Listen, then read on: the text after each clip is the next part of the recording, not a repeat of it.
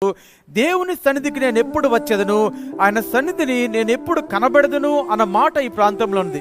అవును ప్రియమైన వాళ్ళరా, ఈరోజు మిమ్మల్ని మీరు ప్రశ్నించుకోవాలి.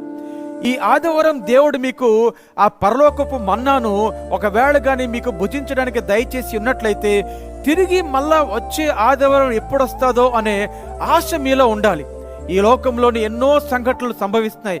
ఎంతో మంది అప్పుల బాధలతో ఉంటున్నారు, ఎంతో మంది అనారోగ్య సమస్యలతో ఉంటున్నారు. కానీ దేవుడి యొక్క సన్నిధి గురించి మనము ఆలోచన చేసినప్పుడు మన అప్పులు కానీ, మన అనారోగ్యం కానీ, మనకున్న ఏ సమస్య కూడాను దేవుడి యొక్క సన్నిధికి వెళ్లకుండా మనల్ని ఆప్ చేయకూడదు. ఎందుకంటే దేవుడి యొక్క సన్నిధిలోని దేవుడు ఒక జీవజల బుగ్గను మన కొరకు పెట్టి ఉన్నాడు.